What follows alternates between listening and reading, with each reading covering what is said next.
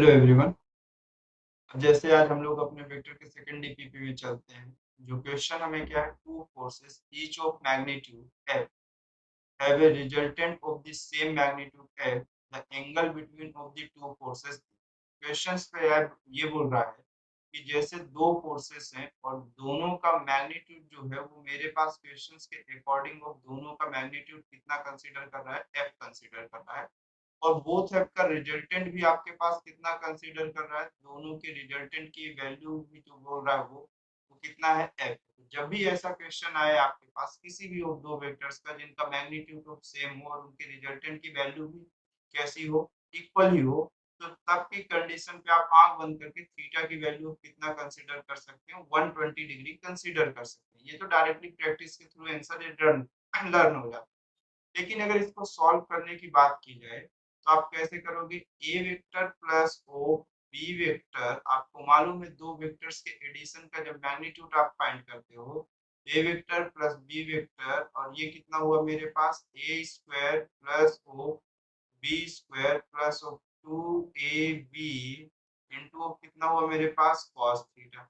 Magnitude of A vector plus B vector की जो value है वो f हुआ, इज इक्वल टू, अगले स्टेप में a की वैल्यू ऑफ f ही है, ठीक, और b की भी वैल्यू f है, तो ये f प्लस f और प्लस हो टू, a की वैल्यू f है, b की वैल्यू f है, इंटू कौन सा हुआ मेरे पास, cos थीटा। तो ये F square is equal to 2f square plus 2f square into कितना हुआ मेरे पास, cos थीटा।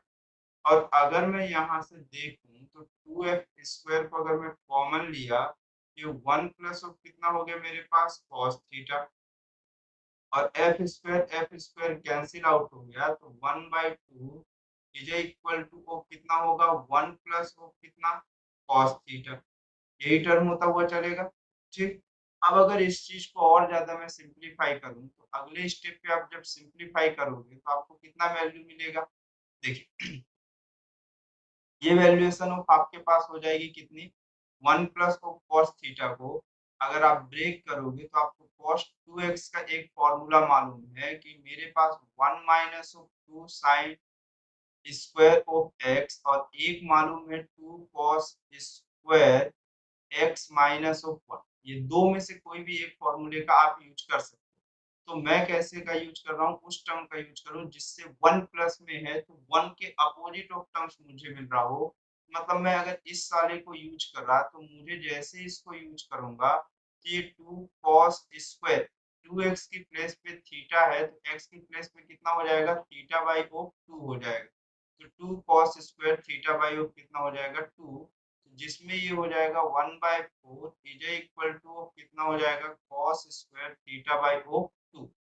जहां से cos थीटा बाई 2 की जो वैल्यू है वो कितनी हो जाएगी हमारे पास, 1/2 हो जाएगी, कितनी हो जाएगी, 1/2 हो जाएगी, ठीक। अब अगर ये हुआ तो cos थीटा की वैल्यू को 1/2 कब देखने को मिलती है, अब इस पूरे आंसर पे अगर आप देखो तो आपको कहीं पर भी हो कैसे भी करो तो cos थीटा की वैल्यू, चलिए ठीक है, पहले एक सेकंड यही सॉल्व करते जाते हैं। तो cos थीटा की वैल्यू आपको 1, cos की वैल्यू 1/2 कब होती है, जब 60 डिग्री होता है, तो आप इसे कितना लिखोगे, cos 60 डिग्री। तो theta by 2 is equal to of आपके पास 60 डिग्री हो गया, और थीटा की वैल्यू ऑफ आपके पास कितनी हो गई, 120 डिग्री हो गई। तो ये एक आपके पास आंसर हो गया, कौन सा, बी। फर्स्ट का जो आंसर करेक्ट होगा वो कौन सा हो जाएगा, बी करेक्ट हो जाए, ठीक। फिर नेक्स्ट क्वेश्चन पे हम चलते हैं। तो नेक्स्ट क्वेश्चन हमारे पास क्या है, नेक्स्ट क्वेश्चन क्या बोलता है, the resultant of A vector, question ऐसा बोल रहा है कि the resultant of A vector plus B vector is r1 vector, on reversing the vector B vector the resultant become r2 vector. What is the value of r1 vector का square plus, sorry, r1 square plus of r2 square. Question एक simple सा format ये पूछ रहा है कि मेरे पास दो वेक्टर है, A vector plus of B vector की वैल्यू r1 वेक्टर क्या है मेरे पास, A vector plus of B vector की जो मैग्नीट मतलब ये रिजल्टेंट है वो कितना है, r1 वेक्टर। अगर मैं उसी में से बी वेक्टर की डायरेक्शन को चेंज कर दिया, मतलब मैं ए वेक्टर प्लस बी वेक्टर की प्लेस पे माइनस ऑफ बी वेक्टर लिख दिया तो ये मेरे पास कितना हो जा रहा है r2 वेक्टर हो जा रहा है। तो क्वेश्चन में ये बोल रहा है कि r1 का स्क्वायर प्लस ऑफ r2 का स्क्वायर की वैल्यूएशन कितनी हो। तो एक सिंपल सी फॉर्मेट आप समझो कि यहाँ पे मैग्नीट्यूड चाहिए। तो अगर r1 वेक्टर का मैग्नीट्यूड ऑफ का स्क्वायर चाहिए plus of magnitude of r2 vector के मैग्नीट्यूड का स्क्वायर चाहिए, तो आपको जब इसका दो वेक्टर्स के एडिशन का मैग्नीट्यूड आपको फाइंड करना होता है, तो आपको पैरेललोग्राम एडिशन लॉ से मालूम है कि ये वैल्यूएशन ऑफ कितनी हो जाएगी। तो मैं इसको सिर्फ सिंपलीफाई करता हुआ चलता हूँ। मैं इसको फिर से यही फॉर्मेट को नहीं लिखने में आ रहा हूँ। ठीक? तो जब इस वैल्यू को देखूंगा तो मेरे पास r1 वेक्टर का जो मैग्नीट्यूड होगा तो स्क्वायर रूट ऑफ कितना हो जाएगा मेरे पास a square plus B square plus 2a dot of b dot of कितना हो जाएगा मेरे पास ये cos theta. Similar r2 vector का जो मैग्नीट्यूड होगा वो वैल्यूएशन ऑफ कितना होगा मेरे पास a स्क्वायर प्लस ऑफ कितना B square minus of 2ab cos theta हो जाएगा या नहीं हो जाएगा, क्योंकि एक वेक्टर ऑफ निगेटिव है। तो मुझे सिर्फ इसका स्क्वायर चाहिए, तो मतलब कौन सा r1 का स्क्वायर प्लस ऑफ किसकी वैल्यू चाहिए r2 का स्क्वायर। अगर मैं इसका स्क्वायर करूंगा तो स्क्वायर रूट हट जाएगा, ये वैल्यूएशन ऑफ कितना हो जाएगा a square plus of B square plus of 2ab dot of cos theta. और सेकेंड स्टेप में r2 का जो स्क्वायर होगा वो कितना हो जाएगा a square plus of B square और ये मेरे पास कितना हो जाएगा यहाँ पर से देखिए माइनस ऑफ कितना हो जाएगा ये मेरे पास 2ab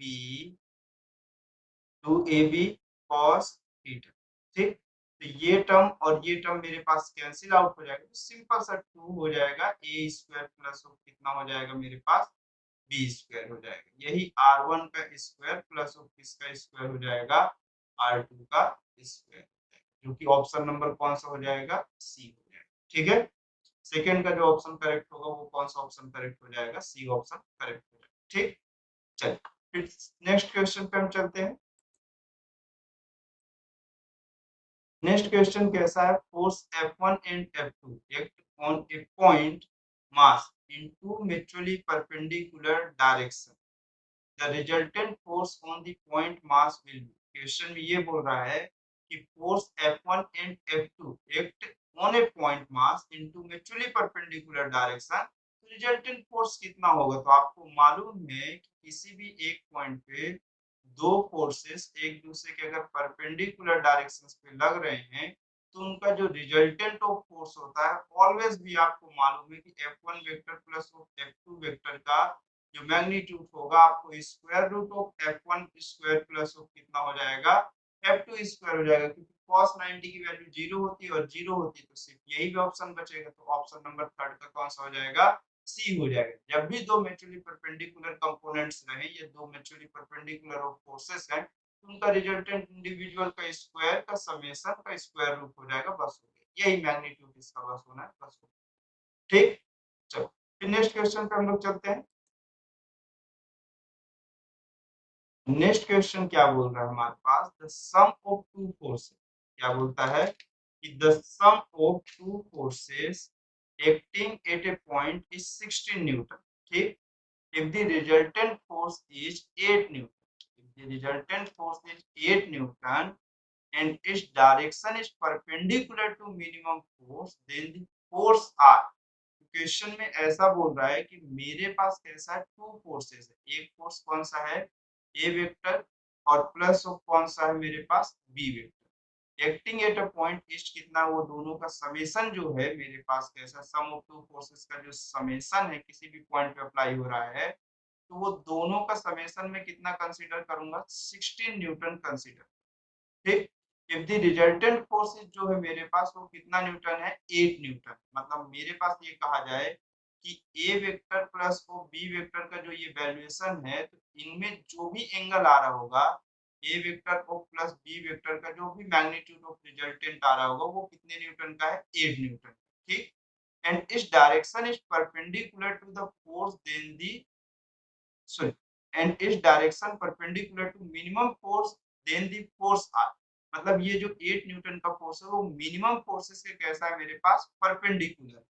तो मुझे ये बताना है कि उसमें से फोर्स की वैल्यूएशन कितनी हो। ठीक, तो चलिए हम लोग ये देखना स्टार्ट करते हैं कि मेरे पास जब ऐसा क्वेश्चन में मेंशन किया हुआ है तो मेरे पास सबसे इम्पोर्टेंट चीज क्या है कि मुझे वो थीटा की वैल्यूएशन ऑफ कितनी होगी ये चीज जानना सबसे इम्पोर्टेंट। या तो फिर मैं ऐसा काउंटिंग करूं कि मेरे पास क्या हो कि एक फोर्स कैसा क्वेश्चन बोल रहा है कि एक ए वेक्टर है, दूसरा कौन सा मेरे पास बी वेक्टर है, और ये दोनों के बीच का कोई एंगल ऑफ थीटा है, और जो रिजल्टेंट ऑफ फोर्स है वो मेरे पास कैसा है इसके परपेंडिकुलर, रिजल्टेंट ऑफ फोर्स इसके परपेंडिकुलर है। तो मुझे वैल्यूएशन ऑफ बतानी है कि कितनी होगी। ए वेक्टर प्लस बी वेक्टर का जो वैल्यू है मेरे पास वो कितना न्यूटन है, 16 न्यूटन। और मेरे पास ये चीज कह रहा है कि जो रिजल्टेंट वो लोवेस्ट फोर्स से कैसा है परपेंडिकुलर।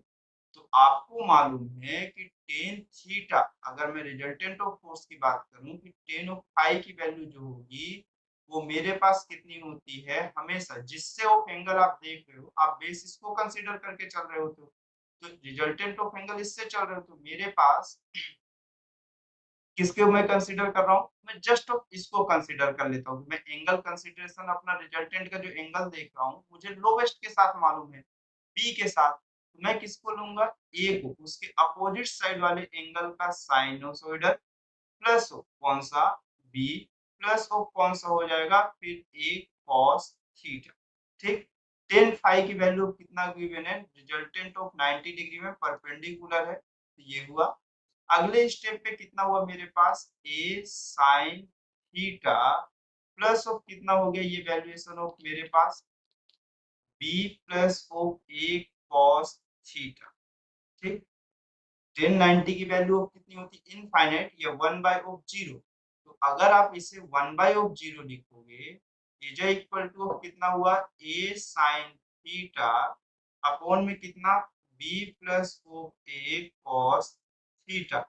अगर मैं इससे क्रॉस मल्टीप्लाई किया तो ये मेरे पास कितना हो जाएगा B plus of A cos theta is equal to 0।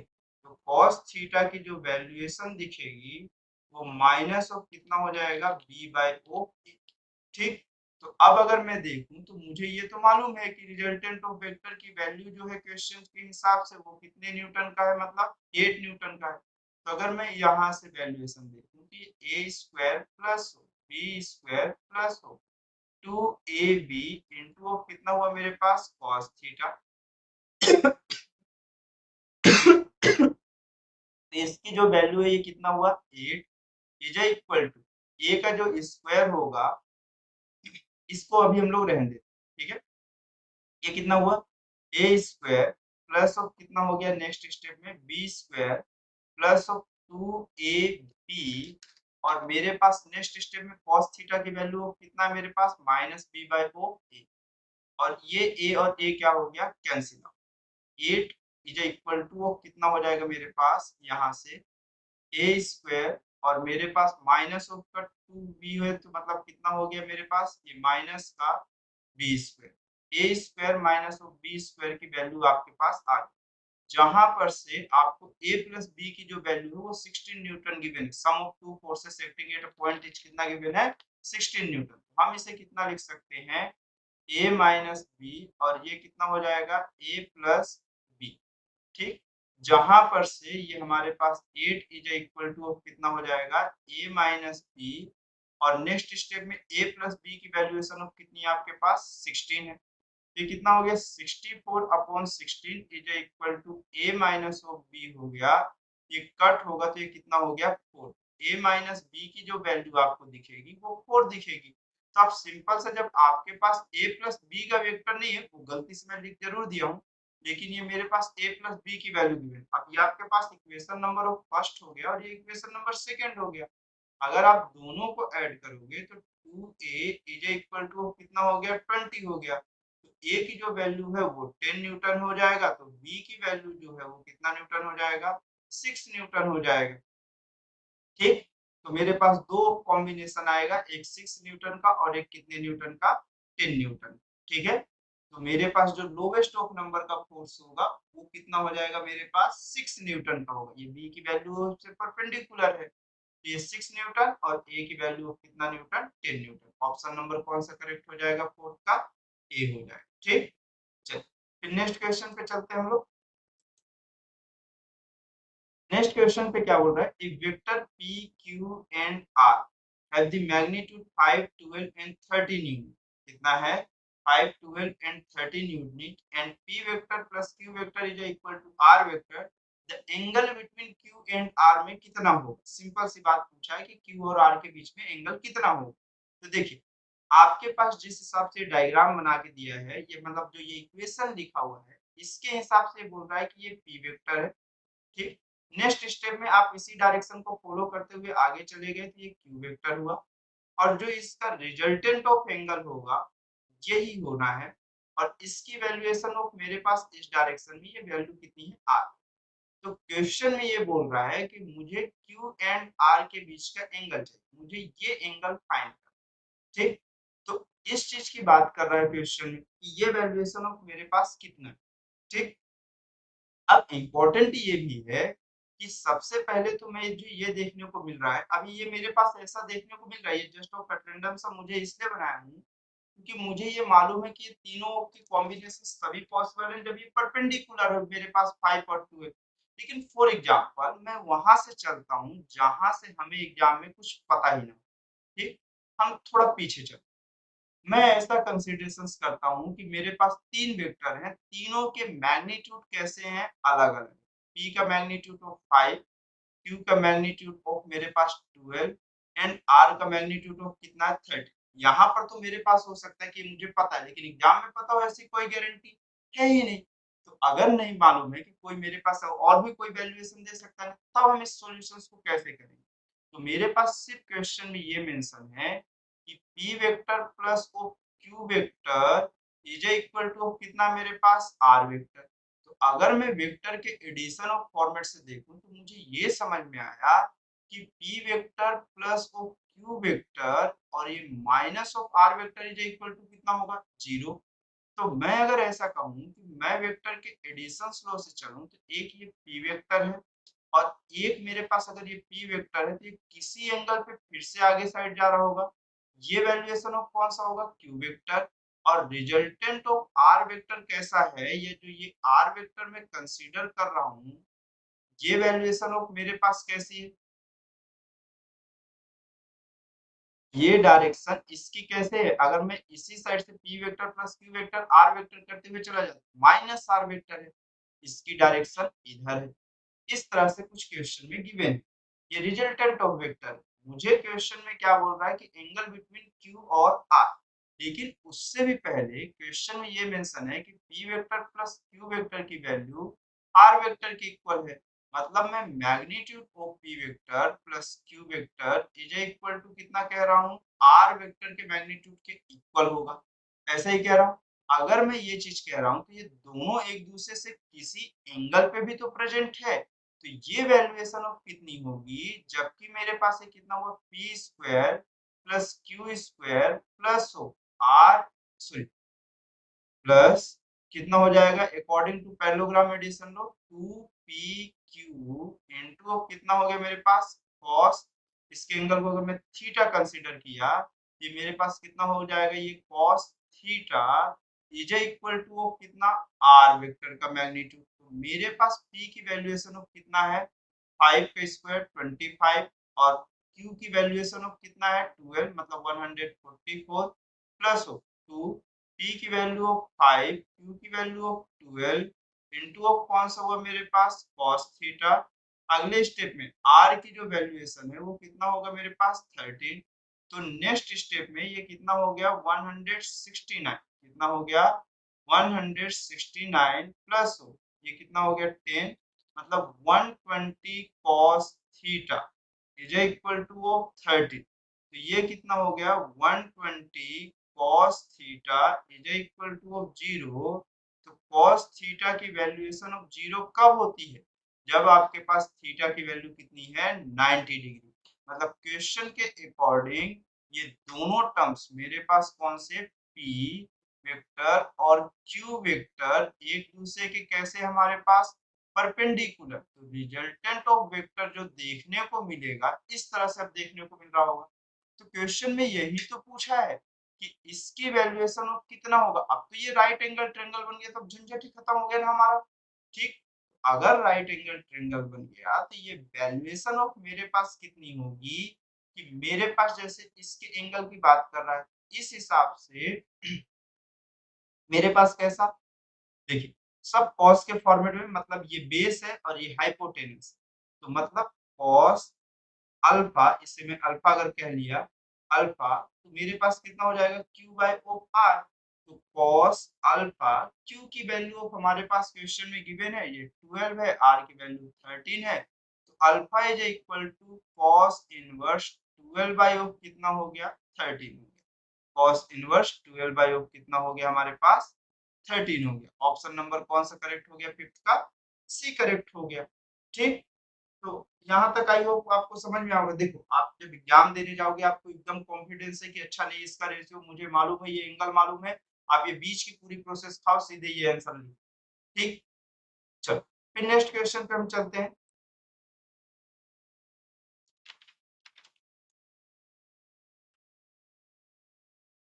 Next question हमें क्या बोल रहा है कि the resultant of two vector A vector and B vector is perpendicular to vector ए।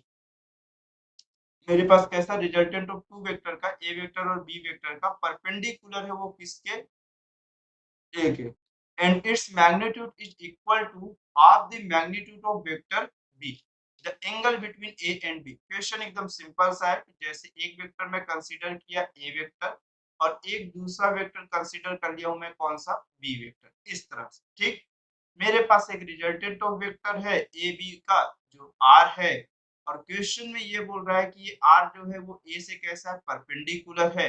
ठीक, तो मुझे ए वेक्टर और बी वेक्टर के बीच का एंगल चाहिए, और आर की जो रिजल्टेंट की वैल्यू वो बी का कैसा है मेरे पास हाफ है, तो बी के ये जो एंगल है वो कितना है मेरे पास थीटा। तो बी के दो कंपोनेंट देखने को मिलेंगे, एक बी कॉस थीटा और एक इस डायरेक्शन में देखने को मिलेगा, ये कौन सा हो जाएगा B sine theta.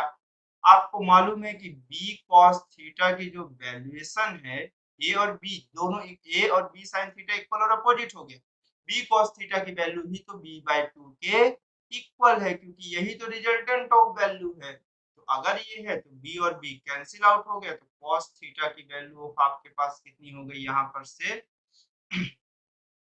cos theta की वैल्यूएशन ऑफ कितनी हो गई 1 बाय 2 हो गई, और cos थीटा की वैल्यूएशन ऑफ 1 बाय 2 हो गई, तो आपके पास यहाँ से दिख गया वैल्यूएशन ऑफ कितना कि cos थीटा की वैल्यू ऑफ 1 बाय 2 कब होती है, जब आपके पास ये cos की वैल्यू ऑफ कितना डिग्री हो 60 डिग्री, थीटा की वैल्यू ऑफ कितना हो गया 60 डिग्री, तो 90 प्लस ऑफ 60 की वैल्यू ही आपके पास कितना हो जाएगा 150 डिग्री। तो ऑप्शन नंबर 6 का कौन सा हो जाएगा बी हो जाएगा। तो 6 का जो ऑप्शन करेक्ट होगा वो कौन सा हो जाएगा बी। फिर नेक्स्ट क्वेश्चन पे चलते हैं हम लोग। नेक्स्ट क्वेश्चन हमें क्या बोल रहा है, the resultant of p vector and q vector is perpendicular to p vector, what is the angle between p vector and q vector. Same of questions फिर से वापस आ गए। ठीक, रिजल्टेंट ऑफ हमारे पास पूछ लिया है p और q के बीच का।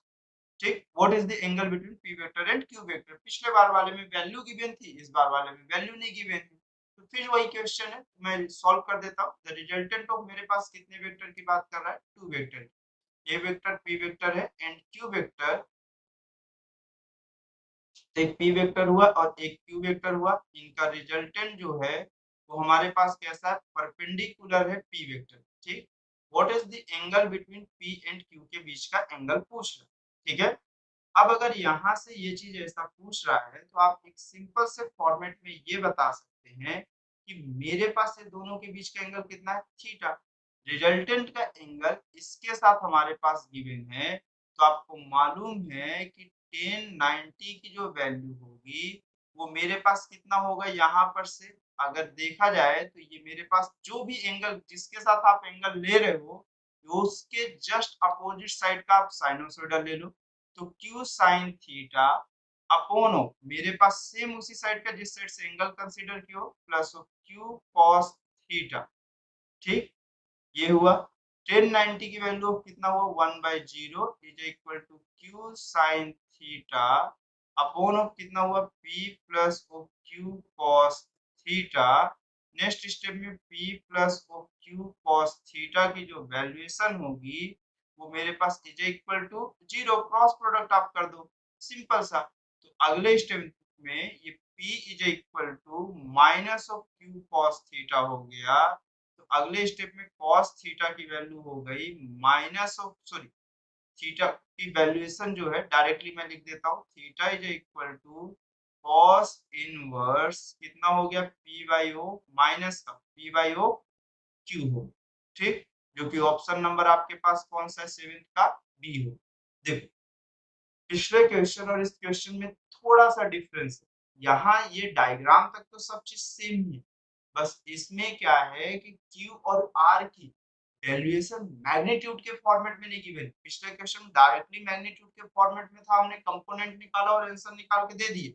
लेकिन इस क्वेश्चन में मेरे पास कहीं पर भी Q की वैल्यू R के फॉर्मेट में या R की वैल्यू Q के फॉर्मेट में या P की वैल्यू कोई भी वैल्यू मेंशन नहीं है। तो हम ऐसे कोई भी फॉर्मेट को उठा के सॉल्व नहीं करेंगे। ठीक, लेकिन हाँ एक और मेथड अगर आपके मन में चल रहा है तो आप कर सकते हो। ठीक है, देखो अगर आपके पास ये थीटा एंगल कंसीडर, ठीक, और ये 90 डिग्री तो ये बचा हुआ रिमेनिंग एंगल कितना होगा मेरे पास थीटा में से 90 डिग्री ऑफ आप सब्सट्रैक्ट कर दीजिए, थीटा माइनस ऑफ कितना हो गया आपके पास 90 डिग्री का एंगल। तो क्यू के दो कंपोनेंट आपको देखने को मिलेंगे, एक साइड ऑफ मेरे पास इस साइड देखने को मिलेगा। मैं इसको थोड़ा और क्लियर करता हुआ चलूं, देखो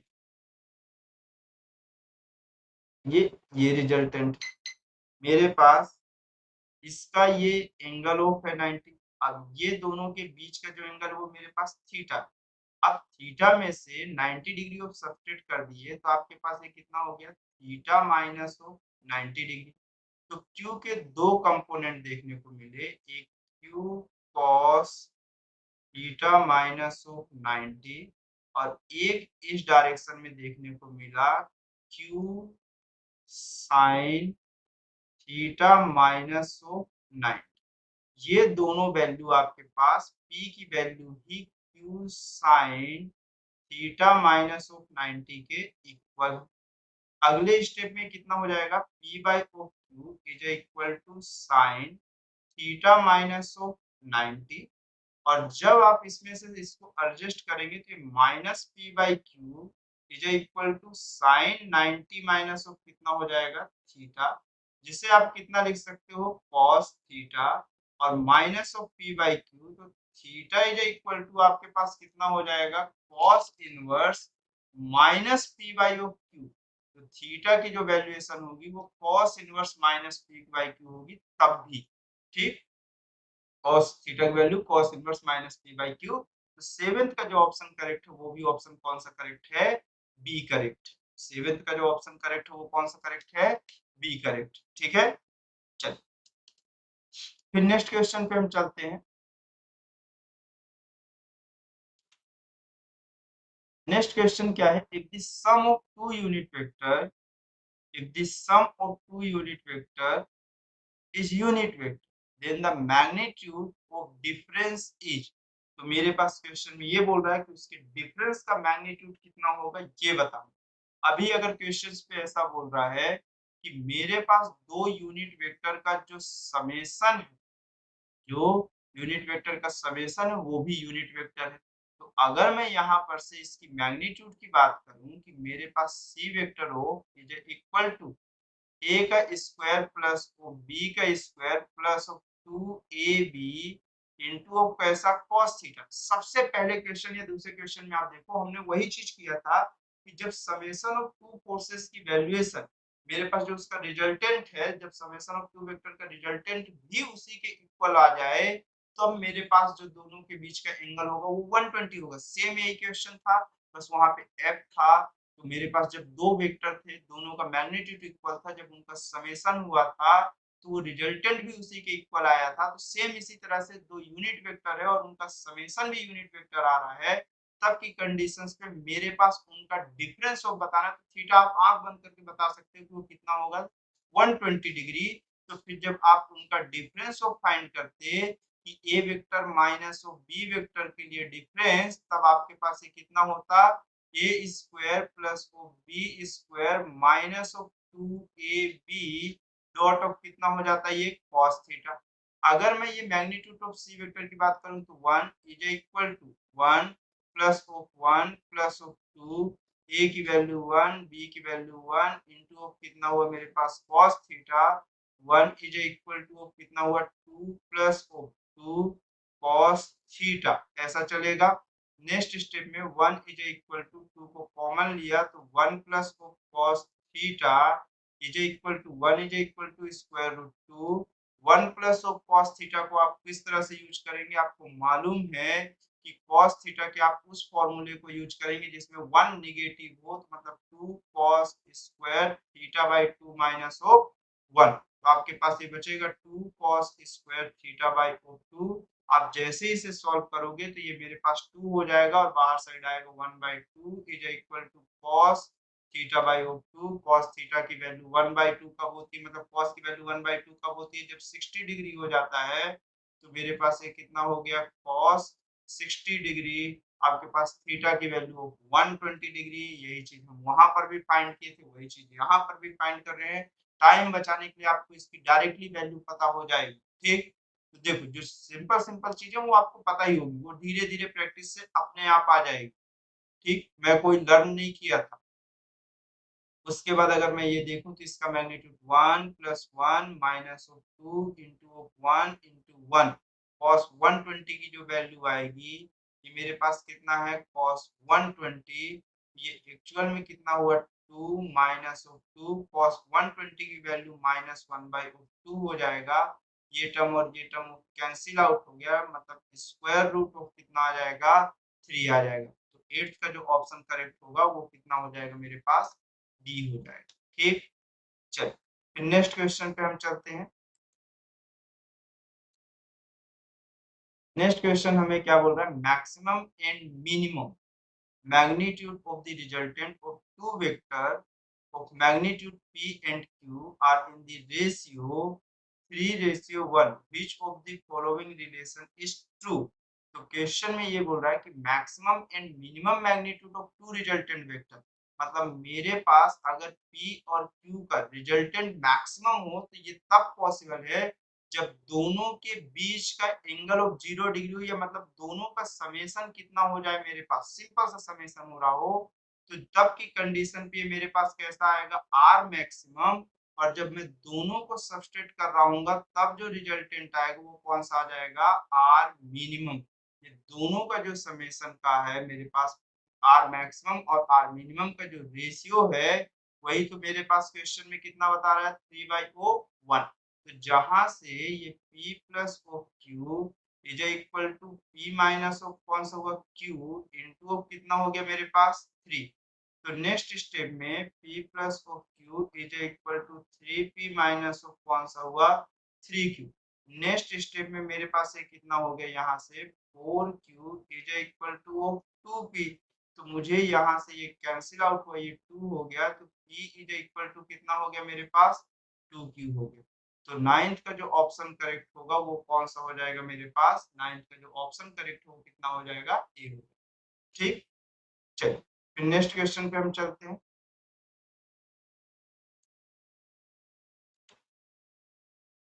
जैसे इस क्वेश्चन की हम लोग बात करें तो इस क्वेश्चन में हमें क्या बोल रहा है, two forces 3 newton and 2 newton are at an angle theta. Are at an angle theta है, 3 न्यूटन का फोर्स और 2 न्यूटन का force are at an angle theta, such that the resultant is, मेरे पास उसका कितना है कैपिटल आर। ठीक, the first force is now increase to 6 newton and the resultant become 2r, the value of theta is. Question में ऐसा बोल रहा है कि मेरे पास क्या है कि दो फोर्सेस, कितने फोर्सेस है, दो फोर्सेस है, एक की वैल्यू 3 न्यूटन थी, एक की वैल्यू 2 न्यूटन थी। दोनों का एंगल थीटा है तो रिजल्टेंट आर है। अब फर्स्ट फोर्स को अगर मैं इंक्रीज कर दिया 6 न्यूटन से तो रिजल्टेंट जो हो गया वो मेरे पास कितना हो गया है 2r हो गया। कितना हो गया है 2r हो गया है। तो मुझे वैल्यूएशन बतानी है थीटा की। तो क्वेश्चन में देखिए रिजल्टेंट की वैल्यू ऑफ आर है कब की कंडीशन में, जब दो फोर्सेस की वैल्यूएशन ऑफ कितना न्यूटन है 3 न्यूटन और 2 न्यूटन। 3 का स्क्वायर 9, 2 का square 4 plus 2 into of 3 into of कितना हो गया 2 इंटू ऑफ कितना हो गया ये कॉस थीटा। ठीक, तो जो रिजल्टेंट की वैल्यू है वो कितनी हो गई हमारे पास 13 और प्लस ऑफ कितना हो गया 4 और 3 ऑफ कितना हो गया मेरे पास 12 कॉस थीटा। इतना है। अब क्वेश्चन में ये बोल रहा है the first force is now increase by 6 Newton. तो मेरे पास जो रिजल्टेंट की वैल्यू हो जाएगी वो कितना न्यूटन हो जाएगी 2r। तो 6 न्यूटन अगर मैं ऐड किया तो 3 और 6 कितना हो जाएगा 9, sorry now increase to 6 newton, नहीं 3 इंक्रीज नहीं करना, सिर्फ 3 न्यूटन के फोर्स को इंक्रीज करके हम कहां तक पहुंचा दिए 6 तक। तो 6 का होल स्क्वायर कितना हो गया 36, 2 का होल स्क्वायर प्लस 4 प्लस हो कितना हो गया ये हमारे पास 2 इंटू ऑफ 6 इंटू ऑफ कितना हो गया हमारे पास 2 हो गया और इंटू ऑफ कितना हो गया हमारे पास ये cos थीटा। अगले स्टेप में कितना हुआ 2r is equal to 36 plus of 4 कितना हो गया 40 प्लस ऑफ 6 और 4 कितना हो गया ये हमारे पास 24 cos थीटा। ये क्वेश्चन मेंशन। अब देखिए क्वेश्चन में r की वैल्यू थीटा की वैल्यू फाइंड करने के लिए बोला है। ये इक्वेशन फर्स्ट है और ये इक्वेशन सेकंड है। आप r की वैल्यू यहाँ से फाइंड करके बता सकते हैं। r की वैल्यूएशन आपके पास कितनी हो गई है square root 13 plus of 12 dot of cos theta is equal to square root of 40 plus of 24 dot of cos theta. और जैसे ही आप स्क्वायर करेंगे तो both side of square root खत्म हो जाएगा। तो ये कितना हुआ 4 into of 13 plus of 12 dot of cos theta और इधर से अगर आप 4 को कॉमन ले लिए तो ये कितना हो गया 10 प्लस ऑफ कितना हो गया 6 cos थीटा। अगले स्टेप में दोनों टर्म्स कैंसिल आउट हो गया। ये कितना हो गया 13 minus of 10 is equal to 6 cos theta minus of 12 cos theta. ये कितना हो गया मेरे पास 3 और ये कितना हो गया मेरे पास माइनस का 6 cos थीटा। और आप अगर इसे सॉल्व किए तो ये 2 हो जाएगा ये 1 हो जाएगा तो माइनस 1/2 इज इक्वल टू कितना हो गया मेरे पास cos थीटा। cos थीटा की वैल्यू अगर आपको माइनस 1/2 चाहिए ये तभी है जब थीटा की वैल्यूएशन ऑफ कितनी हो रही होगी 120 डिग्री। कितनी डिग्री 120 डिग्री। तो theta is equal to 120 degree पे ही आपको ऐसी कंडीशंस देखने को मिलेगी। ऑप्शन नंबर 10 का कौन सा हो जाएगा डी हो जाएगा। ठीक, चलिए नेक्स्ट क्वेश्चन पे चलते हैं हम लोग। अब जैसे इस क्वेश्चन में क्या बोल रहा है कि A vector plus B vector is equal to magnitude of A vector plus magnitude of B vector then angle between A vector and B vector will be. तो क्वेश्चन पे ऐसा बोल रहा है कि मेरे पास magnitude of A vector plus of B vector की जो वैल्यू है वो किसके इक्वल है magnitude of A vector plus of magnitude of कौन सा वेक्टर बी वेक्टर। अगर मैं इस चीज को देखूं तो ये मेरे पास कितना हुआ A square plus B square plus two A B dot of कितना हुआ मेरे पास cos थीटा। नेक्स्ट स्टेप में ये वैल्यू कितनी हो गई ए प्लस ओ बी हो। ठीक, ये टर्म ऑफ हमारे पास हुआ। अब अगर मैं इस स्क्वायर रूट को तो मेरे पास एंगल ही तो पूछा है। अब अगर मैं स्क्वायर रूट को दूसरे साइड लेके जाऊंगा तो A square plus B square plus 2ab dot cos theta is equal to मेरे पास कितना हो जाएगा a प्लस बी का होल स्क्वायर। तो नेक्स्ट स्टेप में A square plus B square plus 2ab dot of cos theta. ये valuation of कितना हो गया A square plus B square plus 2ab ये और ये टर्म्स कैंसिल आउट हो गया, तो 2ab cos थीटा की जो वैल्यू होगी वो 2ab के इक्वल हो जाएगी। ये टर्म और ये टर्म्स कैंसिल आउट हो गए, तो थीटा की वैल्यू डायरेक्टली मेरे पास कितनी होनी चाहिए, 0 डिग्री, क्योंकि cos थीटा की वैल्यू 1 कब होती है, 0 डिग्री पे। ठीक, तो ऑप्शन नंबर 11 का कौन सा हो गया, सी हो गया। फिर नेक्स्ट क्वेश्चन पे चलते हैं हम लोग। नेक्स्ट क्वेश्चन क्या बोल रहा है, the maximum and minimum magnitude of the resultant of two given vector are 17 unit and 7 unit respectively. If these two vectors are at right angle to each other, the magnitude of their resultant is the magnitude of resultant of their is। Question में ऐसा बोल रहा है कि दो vector है, एक vector को मैं p और एक को q कंसीडर करूं, जब इनकी मैक्सिमम वैल्यू मतलब दोनों के बीच का एंगल 0 डिग्री, तो रिजल्टेंट ऑफ मेरे पास मैक्सिमम कब होता है, डायरेक्टली उनके मैग्नीट्यूड का समेशन, तब ये 17 बोल रहा है। और मेरे पास जब ये दोनों के मिनिमम ऑफ की वैल्यू बात हो रही है तब ये 7 हो रहा है। और ये क्वेश्चन में पूछा कि जब वो दोनों एक दूसरे पे रिजल्ट मतलब परपेंडिकुलर हैं, तब की कंडीशन पे मेरे पास उनके रिजल्टेंट की वैल्यू कितना होगा। तो आपके पास जब दोनों परपेंडिकुलर होते हैं तब पी स्क्वायर प्लस कितना हो जाता है, square root P square plus कितना हो गया, क्यू स्क्वायर। तो जब मैं इसे सम किया कि मेरे पास 2p is equal to of मेरे पास 17 और 7 कितना हो जाएगा 24, तो p की वैल्यू कितना हो जाएगा 12, तो q की वैल्यू कितना हो जाएगा आपके पास 5। तो जब अगर आपके पास थीटा की वैल्यू 19 डिग्री है तो 12 का होल स्क्वायर 45 144 और 5 का होल स्क्वायर 25 मतलब 169, 169 का इसका स्क्वायर रूट है 13 का। एक सिंपल सा फॉर्मेट 12 का ऑप्शन नंबर डी हो जाएगा। फिर नेक्स्ट क्वेश्चन पे हम चलते हैं। नेक्स्ट क्वेश्चन हमें क्या बोल रहा है, टू इक्वल फोर्सेस कितना है, टू इक्वल फोर्सेस है P, each act at a point inclined to each other at angle 120 degree, the magnitude of their resultant is, directly आप टिक करो P।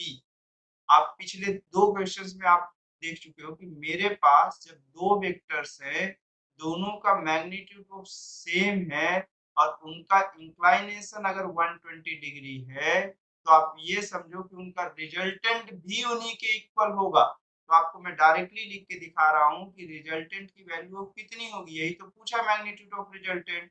ये P square plus 2p into p into cos theta. आप बस value रखते जाओ, ये कितना हुआ 2p square plus 2p square into cos कितना हो गया 120 डिग्री। और अगर मैं देखूं कि p square root of 2 common लिया 1 प्लस ओ cos 120 की वैल्यू कितना होती है आपके पास, आप सोचो cos 120 की वैल्यू ऑफ आपके पास कितनी होती है -1/2। अगर -1/2 हुआ तो आप लिखोगे p स्क्वायर रूट ऑफ 2 और 1 माइनस ऑफ 1/2 1/2 हो गया, ये कैंसिल आउट हो गया। तो रिजल्टेंट की वैल्यू डायरेक्टली आप p लिख दो भाई। ये क्वेश्चन आप थर्ड टाइम देख रहे हो, ठीक, बस हर बार वर्डिंग चेंज है बस। नेक्स्ट क्वेश्चन पे आप चलें।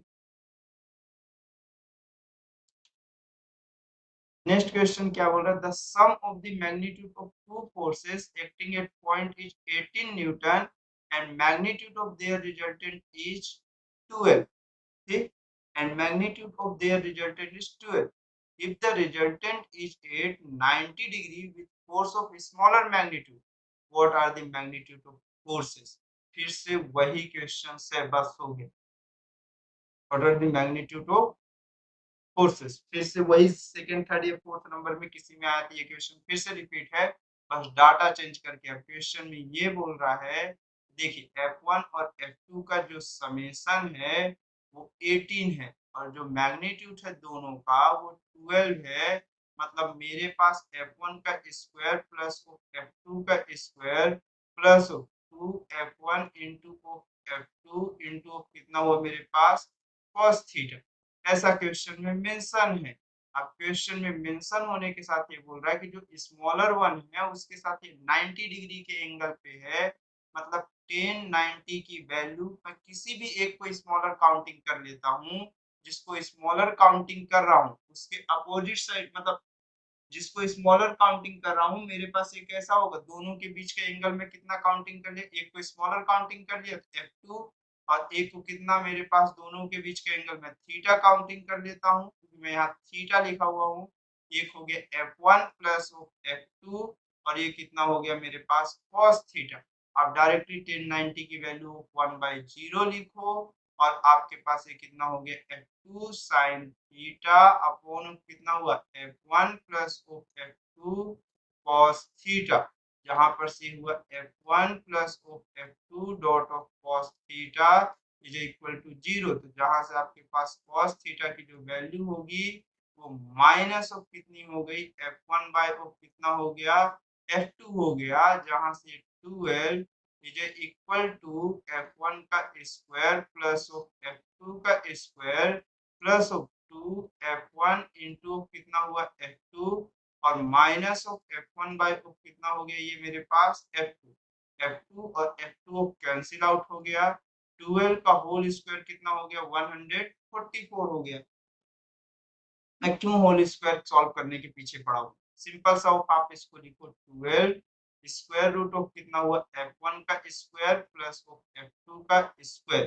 ठीक, अगले स्टेप में मेरे पास ये कितना हो गया माइनस ऑफ 2f1 का स्क्वायर, तो आप लिख सकते हो इसको 12, ये मेरे पास f2 का स्क्वायर माइनस ऑफ f1 का स्क्वायर हो जाएगा, तो आप f1 माइनस ऑफ f2, या फिर चलो मैं एक स्टेप बढ़ा के लिख देता हूँ f2 का स्क्वायर माइनस ऑफ कौन सा हो जाएगा f1 का स्क्वायर। तो अगर आप इस टर्म को देखो तो आपको ये a square minus of b square का फॉर्मेट दिख रहा है, मतलब 12 इज इक्वल टू आपके पास कितना हो जाएगा f2 माइनस ऑफ f1 और ये मेरे पास कितना हुआ f2 प्लस ऑफ f1, अगले स्टेप में कितना हुआ 12 is equal to of f2 minus of f1 और f2 प्लस ऑफ f1 की वैल्यू कितनी है आपके पास 18, ये कितना हो गया 144 divided by of 18 is equal to square root f2 minus of f1। तो आपके पास ये वैल्यू कितनी हो जाएगी आप सोचो,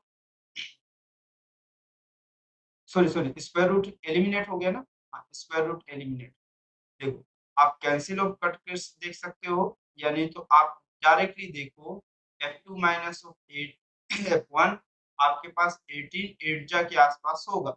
ठीक, अगर नहीं हो पा रहा है तो आप इसको कैंसिल आउट करके देख लो।